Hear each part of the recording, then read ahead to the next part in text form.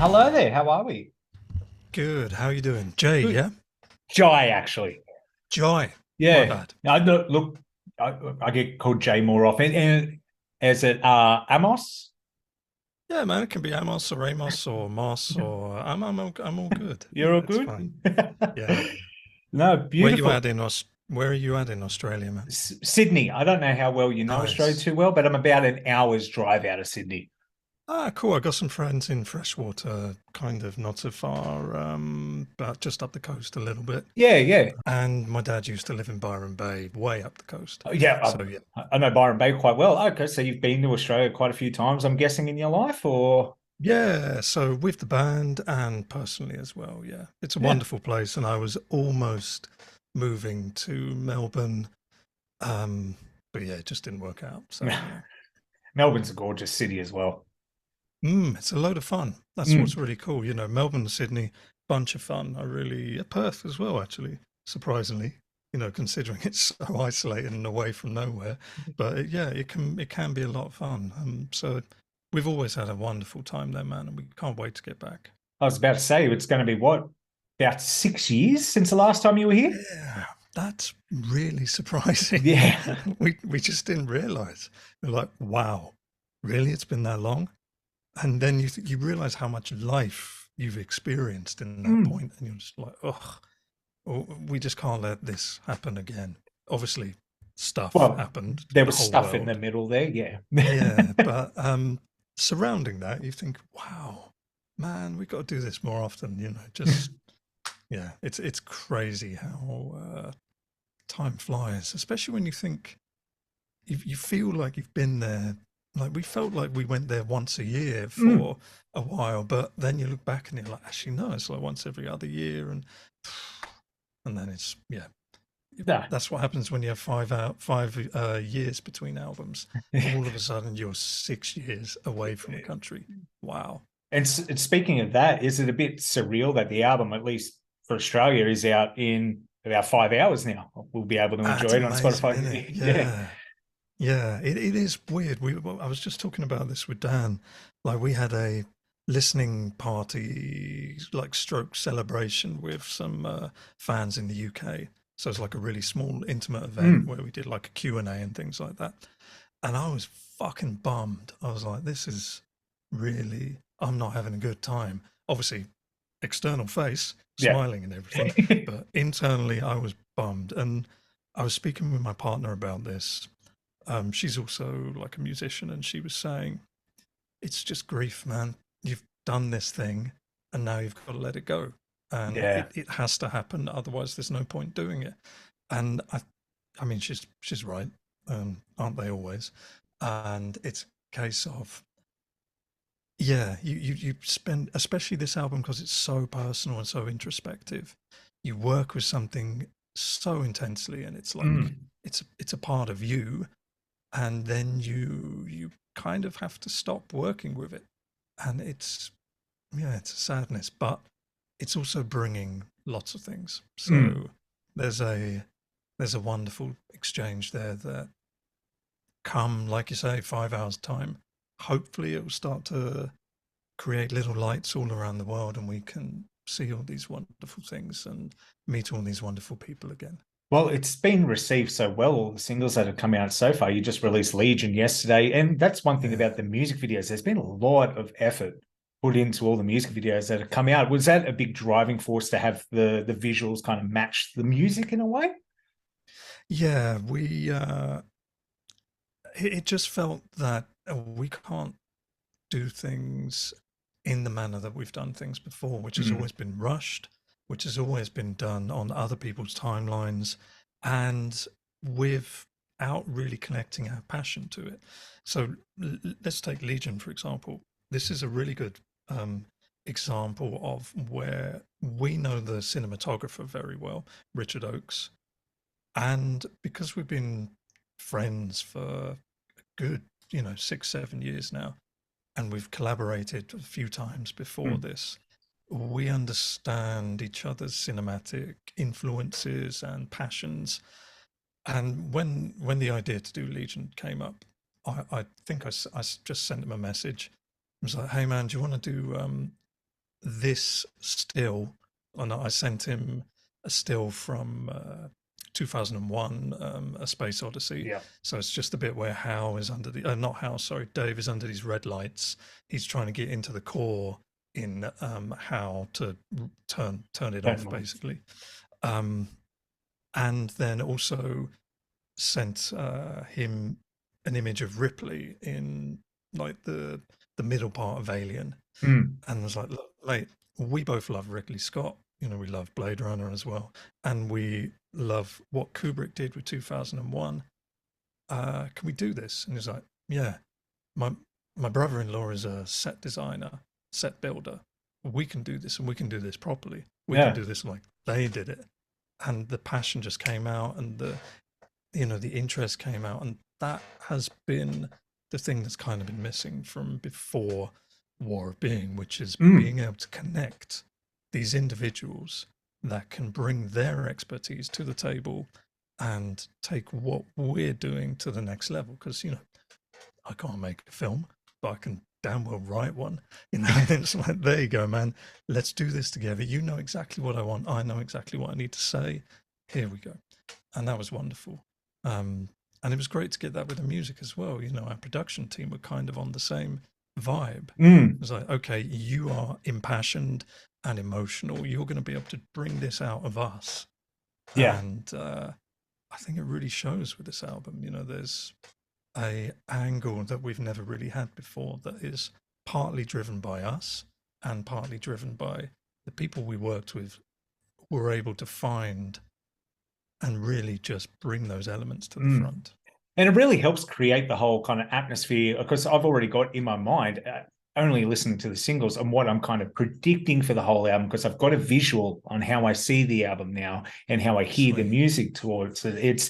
And we live in an age, it's not like MTV back in the 80s and 90s where you just had to catch this at a random time. We're lucky enough that at the snap of our fingers, the second it went live on my phone, I knew 30 seconds later that I could watch this music video. And sweet, it's just fantastic. And it must be kind of challenging as well, to a degree, choosing an 11-minute song to do a music video to as well. Was that always a discussion to do War of Being as this first single? Yeah, we were in the studio, and we weren't even finished. We were, I think it was 2 weeks before the end, maybe 3 weeks before the end, we had management come down and we were listening to how things were at that point. And it really struck a chord with them. They were like, yeah, so, I mean, we don't know where to start with this, but to be honest, you got this track. Yes, it's 11 minutes, but so what? You're TesseracT. Why not just do this? And then, because we were questioning, what should we do? Which one should we follow? And they were and it's basically their confidence in what we were already doing gave us the testicular fortitude to go, yeah, we can do this. Yeah, it's and we should do this, really. This is the sort of thing for this album, because of the intensity of it. We have to drop this spectacle, because that's basically what we're starting to get known for. You know, in the pandemic, we did a streamed event called Portals. That was, again, this level of magnitude above everything else that was just ridiculous.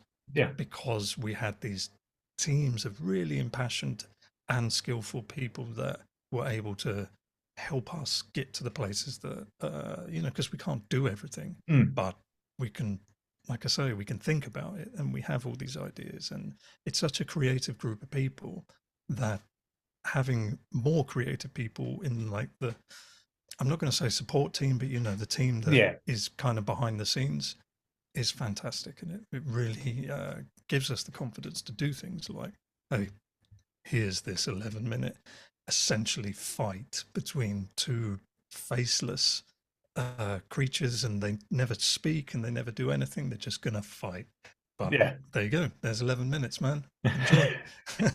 And the fact that you've got all that support as well is magnificent, because you always hear horror stories of people saying, oh, we would love to do this, but we were forced to release like the 3-minute song first, or we couldn't do this because of money or timing. And to have that support behind you just must really kind of, I guess, just drive to kind of push it. Yeah, it is a tough one because we've always been fighting that budget barrier, that Mm, time barrier. Like, okay, well, we want to do these things, but we're just punching against a wall.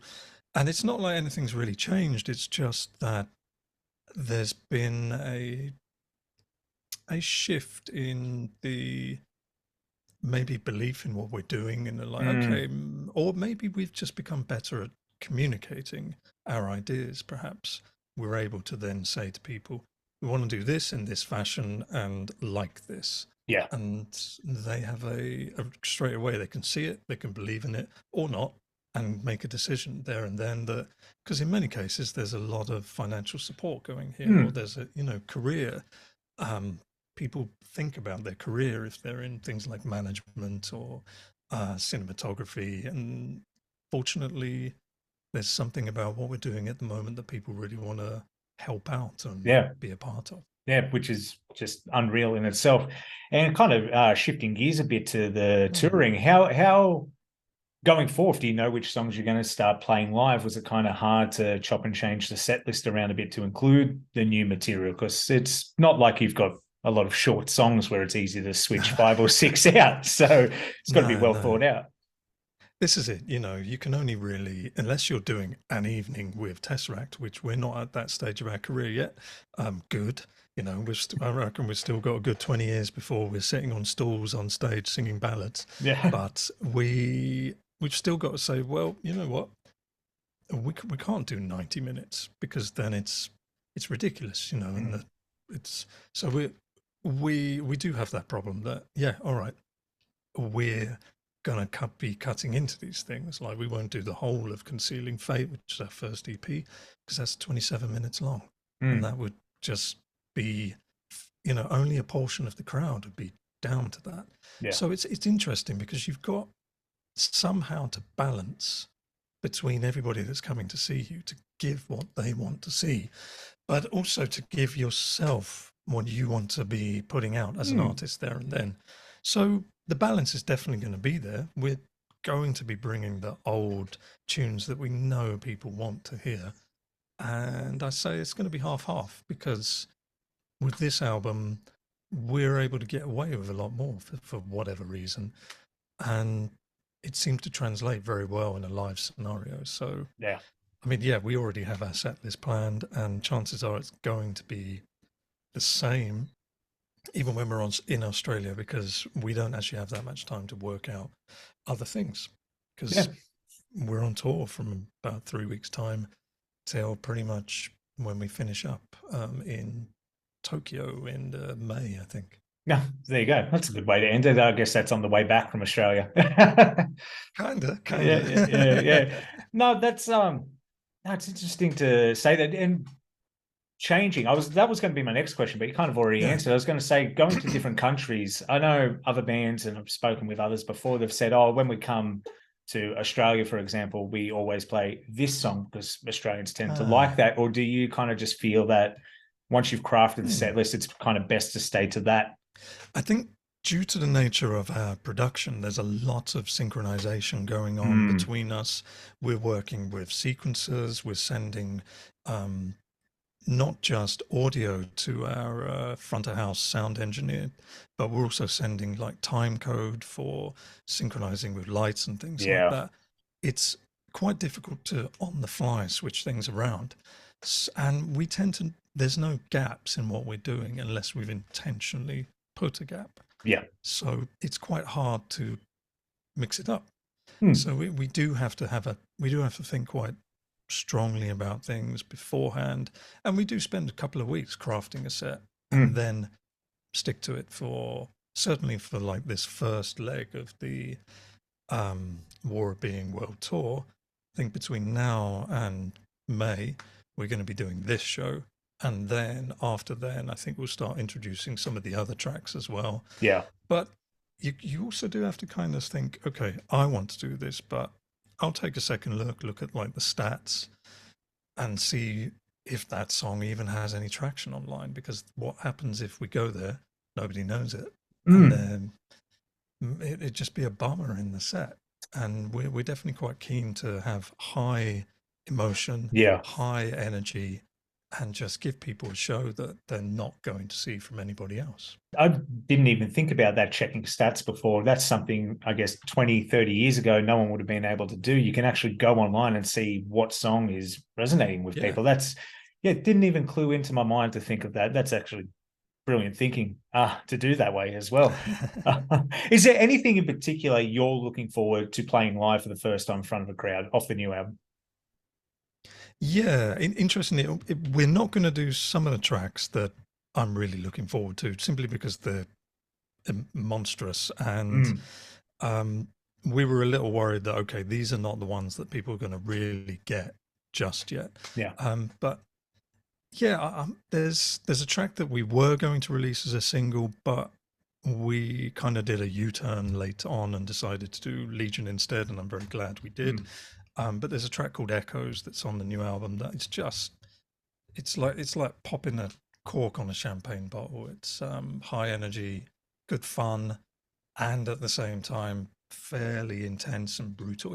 But it's because it's so diverse and takes us in a slightly different direction to what you might expect from TesseracT. So I'm really looking forward to that one, because it will be almost one that people kind of miss as well, because we're not going to pause. We're just going to go slam into it and then slam into the next one.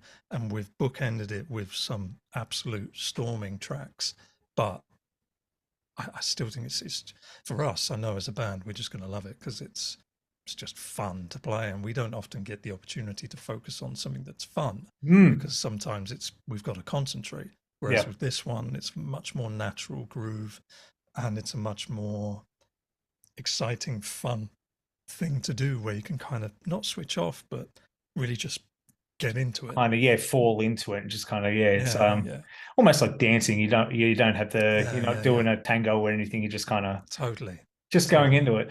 Well, mate, it's only a few hours until I get to hear that song, so I'm very excited. The album is out worldwide September 15th. Do you have anything you'd like to say to anyone before you go today? Oh, thanks for sticking around, everyone. And if you're new, welcome. If you've been at the TesseracT party for a while, cheers. It's just awesome that everybody's still here and gives a shit. And that's the most important thing. We still give a shit. Nice. Thank you, mate. It's been an absolute pleasure. You have a fantastic day. And you, man. Take care.